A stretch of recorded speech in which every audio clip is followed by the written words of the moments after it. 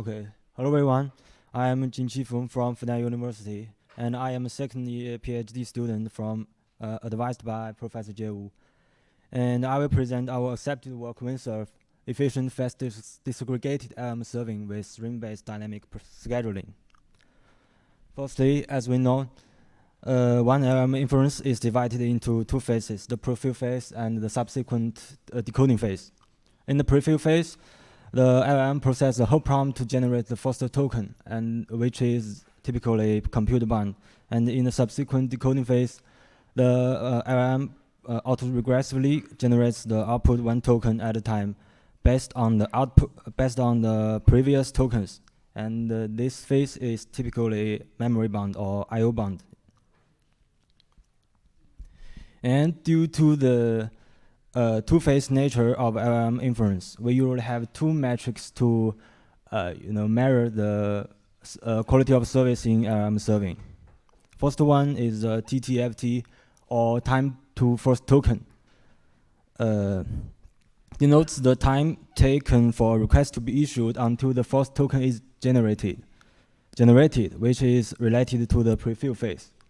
And the TTFT equalized to the Q delay plus the prefill execution time. And second metric is TPOT, or time per output token. It represents the average time of each token generation in the decoding phase. The traditional LLM serving systems are throughput-oriented, like VLM and Orca. They combine prefill and decoding jobs within a single instance for mixed batch processing. However, this throughput-oriented design faces several problems. Firstly, as shown in the right figure, batching prefill and decoding jobs hurt both TTFT and TPOT because of the prefill decoding interference. Second problem is it is batching the two-phase makes them share the same parallel strategy, leading to resource and parallelism coupling, and further bad performance in diverse service scenarios. As a result, some recent work proposes fast disaggregated architecture, such as WindServe and Splitwise. They split the prefill jobs and the decoding job into different instances, and each instance hold a whole weight replica. This architecture has widely been adopted in online LLM serving, like Kimi and DeepSeek. However, this novel architecture eliminates prefill decoding interference and allowing flexible resource allocation based on the service level objective in diverse scenarios. However, the phase-disaggregated architecture LLM serving system still faces some problems. First, the GPU global memory is underutilized in the prefill instances. Existing PD LLM serving systems do not preserve the KV cache in prefill instance, so they fail to use the whole GPU global memory in the serving cluster. This could lead to underutilization of memory resources, high decoding queue delay, frequent KV cache swapping, and leading to TPOT performance degradation.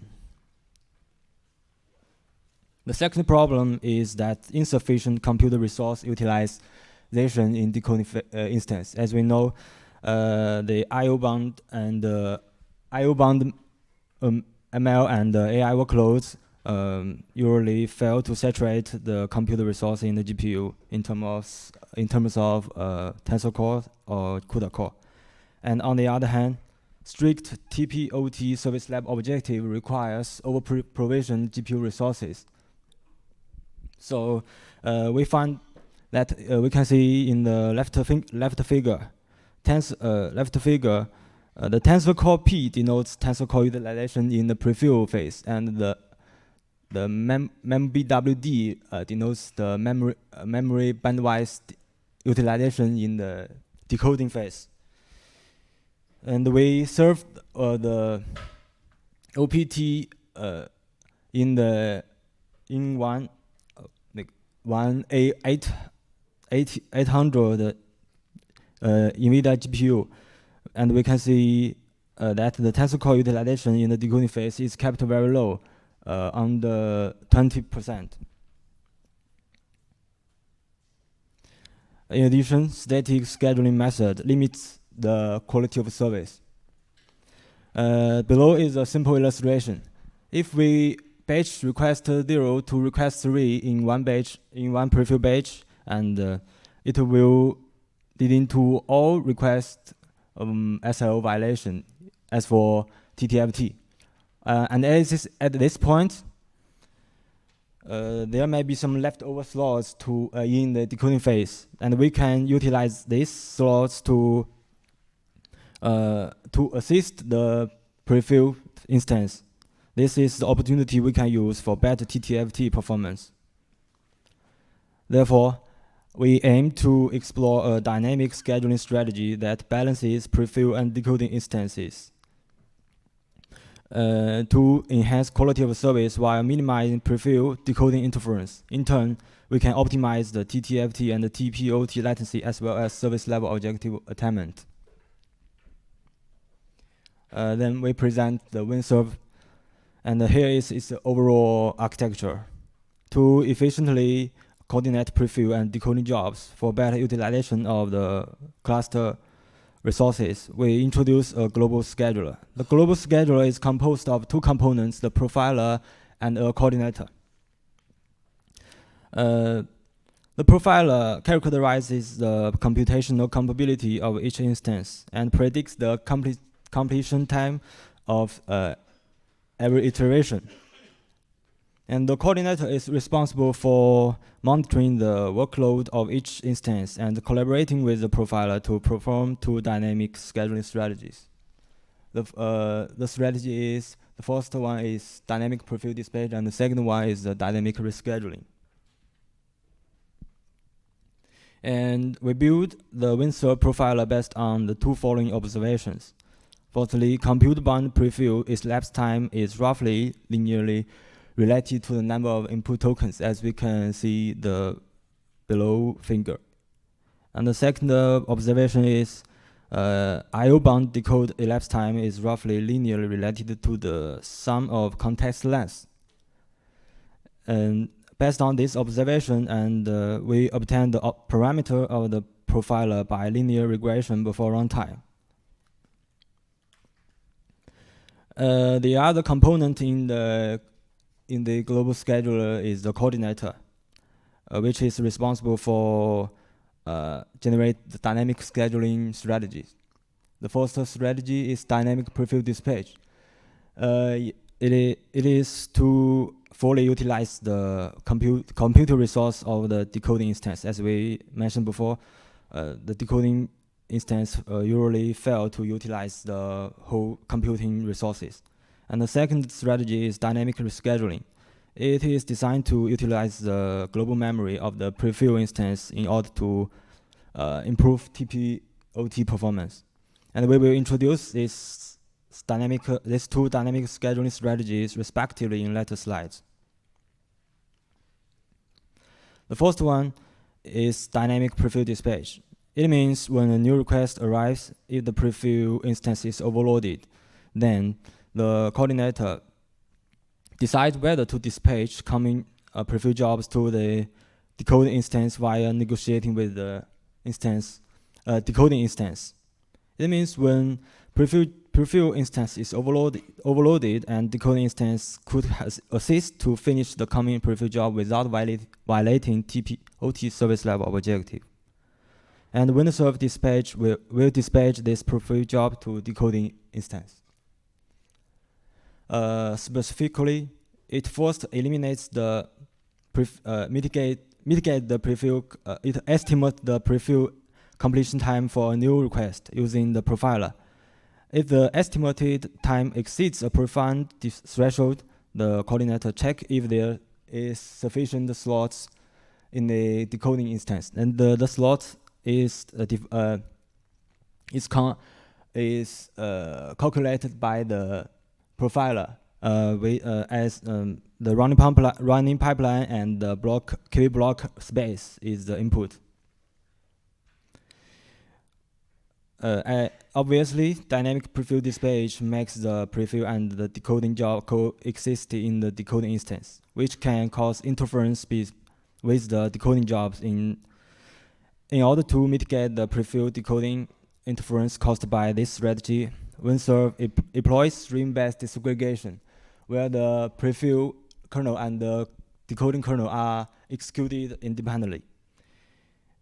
It's worthy to note that although this doubles the I/O overhead, since preview and decoding kernel are executed independently, so they need to load the weight from a global memory to on-chip SRAM. But the experiments have shown that this synchronized execution manner is effective in mitigating the interference. The second strategy is dynamic rescheduling. If the decoding instance is overloaded, usually global memory runs out, WindServe would reschedule some decoding requests to the preview instance. This scheduling strategy could better utilize the global memory in preview instance, but obviously it could suffer from KV cache migration overhead and preview decoding interference. Then we propose a stop-free rescheduling solution, which doesn't halt decoding during rescheduling. Instead, it continuously retransmits the KV cache until the remaining KV cache falls below a certain threshold, at which point it is popped from the running pipeline in the decoding instance. When KV cache transmission is totally complete, the preview instance performs trunked preview to limit preview decoding interference. In addition, the preview instance backs up the KV cache for some long context request when there is sufficient KV space and relatively limited KV space in decoding instance. It is worthy to note that we back up KV cache to start decoding in preview instance as soon as possible for lower TPOT, and the prefix caching technique backs up KV cache for KV cache reuse, mostly beneficial for TTFT. Okay, next part is the evaluation. We evaluate WindServe in one node consisting of 8 PCIe, a 880 GB GPU. And one GPU is connected to another GPU via NVLink 400 GB per second, and connect to other GPU via PCIe 4 at 64 GB per second. We use the shared GPT and the long bench to evaluate WindServe serving performance, and use TPOT, TTFT, and service level objective attainment as metrics. In our evaluation, we use a Poisson distribution to simulate the specified request rate. DistoServe and the VLM are our baselines. DistoServe is an advanced PD architecture serving system, and VLM is a highly active open source project, and now it supports the PD architecture, but it happened after when we complete our work. And meanwhile, we enable VLM's trunked preview during our evaluation.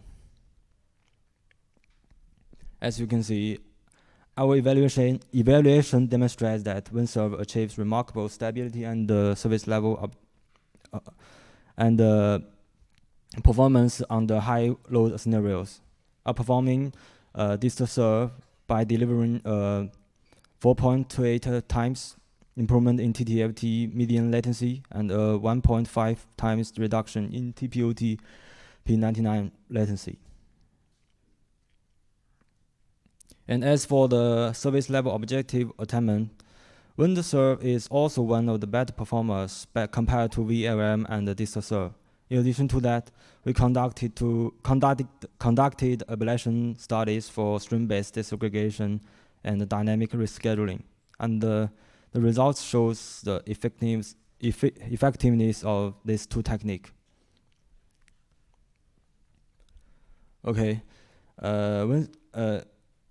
in conclusion, WindServe mitigates the uneven and insufficient resource utilization of the PD architecture via dynamic scheduling. and WindServe achieves remarkable improvement in latency and the service level objective attainment. And we leave the XPYD setup for future work and explore better ways to orchestrate the resource of entire service level service classes. Okay, thank you. I think it's on my talk.